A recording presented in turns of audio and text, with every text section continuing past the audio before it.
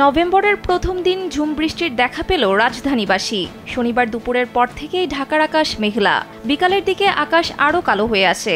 4:30 বাজতেই যেন সন্ধ্যা নেমে আসে রাজধানীতে। শুরু হয় গুড়ি গুড়ি বৃষ্টি। 5টার পর শুরু হয় ঝুম বৃষ্টি।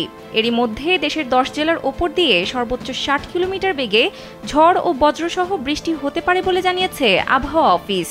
শনিবার রাত 1টা পর্যন্ত দেশের অভ্যন্তরীণ নদীবন্দরগুলোর জন্য দেওয়া এক সতর্কবার্তায় এ তথ্য জানানো হয়েছে।